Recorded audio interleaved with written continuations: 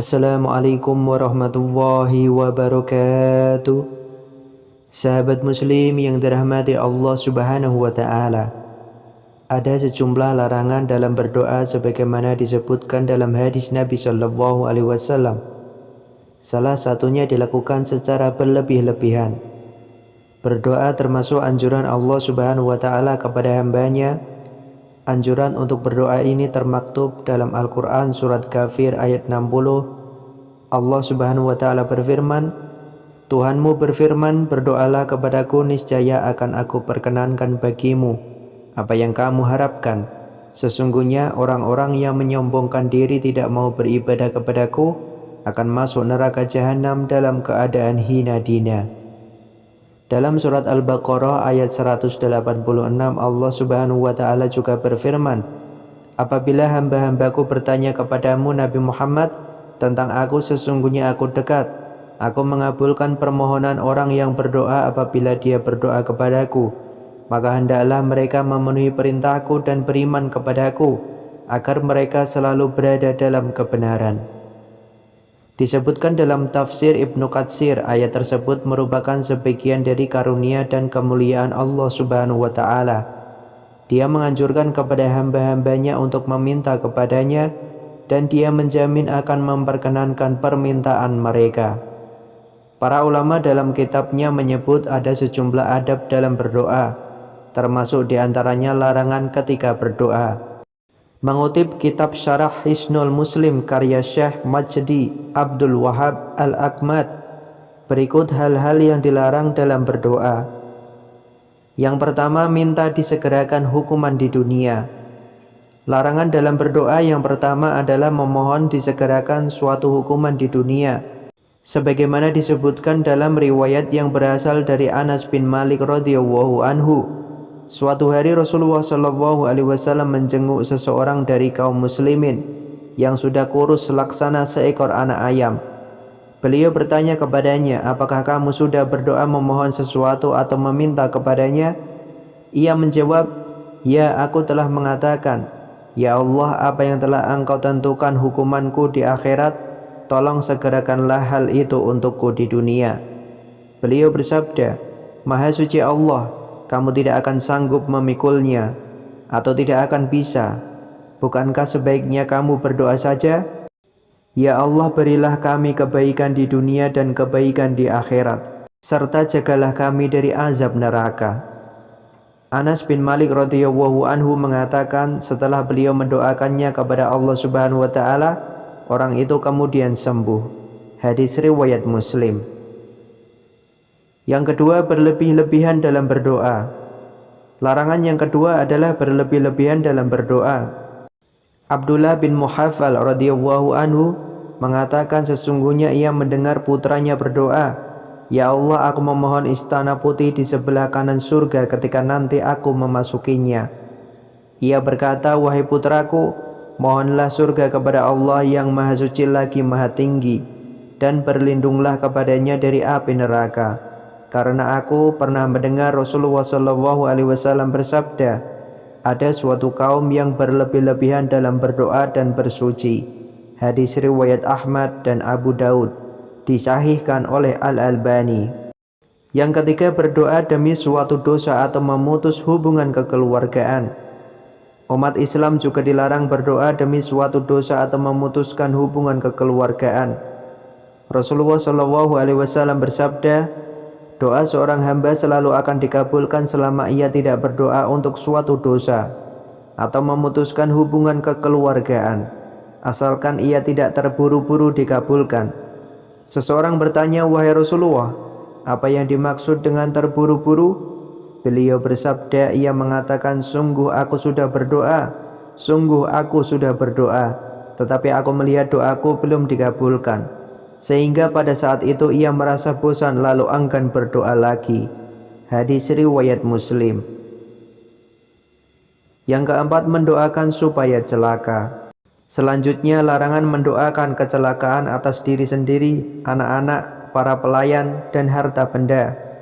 Hal ini bersandar pada sabda Rasulullah SAW, janganlah kamu sekalian berdoa yang tidak baik terhadap dirimu sendiri, Janganlah kamu sekalian berdoa yang tidak baik terhadap anak-anakmu. Janganlah berdoa yang tidak baik terhadap pelayanmu. Dan janganlah kamu sekalian berdoa yang tidak baik terhadap harta bendamu.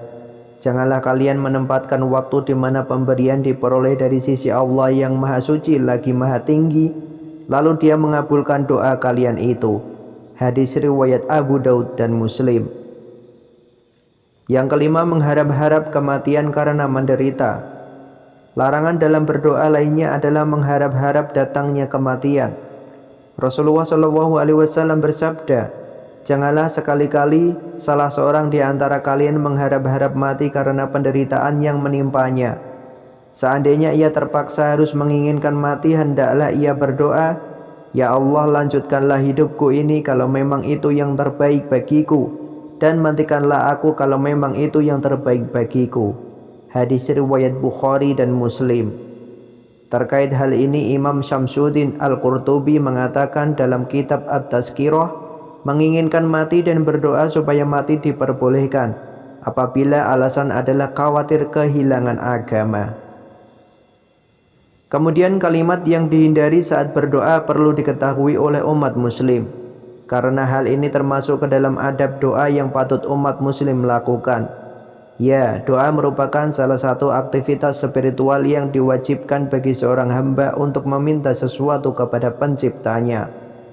Berdoa bagi umat muslim seringkali dilaksanakan usai melaksanakan sholat wajib maupun sholat sunnah. Saat berdoa, umat muslim dianjurkan untuk terlebih dahulu melafalkan pujian-pujian terhadap Allah melalui kalimat zikir. Setelah berzikir, barulah memanjatkan keinginannya agar dikabulkan oleh Allah. Selain adab tersebut, ternyata ada adab dalam berdoa yang patut umat muslim lakukan saat berdoa. Salah satunya adalah dengan berdoa sungguh-sungguh dan meyakini bahwa Allah akan mengabulkan permohonan doa tersebut. Namun sayangnya terkadang kita kerap melakukan kekeliruan yang sering dilakukan oleh umat muslim dalam berdoa. Kekeliruan tersebut tanpa disadari ternyata seringkali dilakukan. Ya, ternyata ada beberapa kalimat yang terlarang untuk diucapkan saat memanjatkan doa.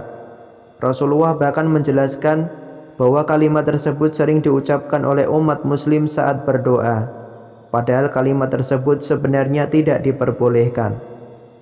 Saat berdoa ada kalimat yang sebaiknya dihindari saat berdoa seperti, ya Allah, perkenankanlah kami memohon untuk diberikan rumah dan mobil baru. Selain itu ada juga yang berdoa dengan kalimat, ya Allah, jika Engkau berkenan, tolong kabulkanlah doa hamba tersebut. Kalimat yang dihindari saat berdoa ini terdengar biasa dan mungkin dianggap wajar. Padahal sebenarnya kalimat doa seperti ini harus dihindari. Rasulullah SAW pun menyampaikan bahwa kalimat itu ternyata tidak disukai oleh Allah Subhanahu wa Ta'ala. Hal ini tertuang di dalam hadis riwayat Bukhari. Rasulullah SAW bersabda, apabila salah seorang dari kalian berdoa, hendaklah ia sungguh-sungguh dalam memohon, dan janganlah ia mengucapkan, ya Allah, jika Engkau berkenan maka berilah aku, karena sesungguhnya tidak ada yang dapat memaksanya. Menurut seorang tafsir bernama Ibnu Abdil Bar, kalimat jika Engkau berkenan memang sebaiknya tidak digunakan saat berdoa, sebab tidak ada yang dapat memaksa Allah untuk melakukan sesuatu. Allah hanya melakukan apa yang dikehendakinya dan Allah pun hanya mengabulkan apa yang dikehendaki olehnya. Selain itu, jangan juga kamu menyebutkan kalimat yang dihindari saat berdoa seperti, ya Allah, ampunilah aku jika Engkau berkenan. Ya Allah, rahmatilah aku jika Engkau berkenan. Tapi hendaklah ia sungguh-sungguh dalam memohon, karena sesungguhnya tidak ada yang dapat memaksanya. Hadis riwayat Bukhari. Dengan menggunakan kata-kata jika Engkau berkenan, maka seolah-olah seorang hamba menganggap Allah berkemungkinan tidak menyukai doanya. Padahal Allah sangat senang apabila hambanya sering berdoa kepadanya. Sebab seorang hamba akan tergolong sombong jika tidak berdoa kepada Allah. Ibnu Abdil Bar juga bahwa mengatakan bahwa kata-kata jika Engkau berkenan hukumnya haram jika diucapkan oleh seorang hamba ketika ia berdoa. Sedangkan menurut Imam Nawawi, kata-kata tersebut hukumnya adalah makruh. Dengan demikian, kata-kata jika Engkau berkenan dianggap tidak berdasar dan tidak sepatutnya diutarakan saat berdoa, sebab Allah hanya melakukan apa yang dikehendakinya. Selain itu, saat berdoa hendaknya seseorang hanya melakukan dengan bersungguh-sungguh dan meyakini bahwa doanya tersebut akan dikabulkan oleh Allah. Oleh karena itu, umat Islam hendaknya memperhatikan adab-adab yang harus dilakukan soal berdoa, yaitu mengawalinya dengan puji-pujian melalui berbagai macam zikir, memohon dengan bersungguh-sungguh dan meyakini bahwa Allah akan mengabulkan doa tersebut. Kemudian yang paling utama adalah dengan tidak mengucapkan kata-kata jika engkau berkenan kepada Allah. Di dalam Islam ada aturan dalam berdoa yang meliputi tata cara dan etika berdoa.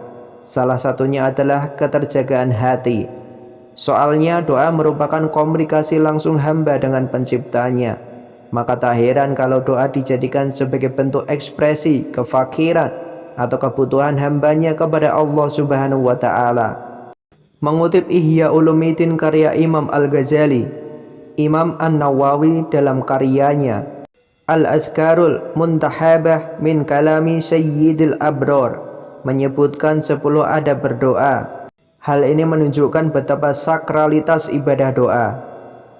Pertama, kamu menantikan waktu-waktu mulia seperti hari Arafah, bulan Ramadan, hari Jumat, sepertiga terakhir dalam setiap malam dan waktu sahur.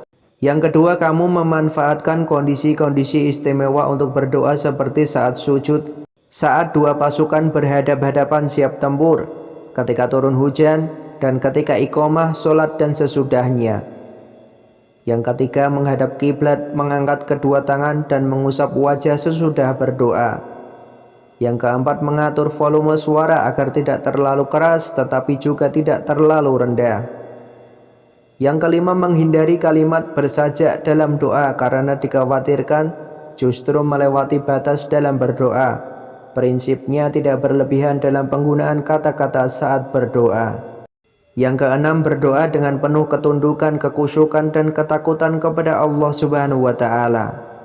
Yang ketujuh, mantap hati dalam berdoa, meyakini pengabulan doa dan menaruh harapan besar dalam berdoa. Sufyan bin Uyainah mengatakan, sadar akan kondisi dirimu, jangan sampai menghalangimu untuk berdoa kepadanya.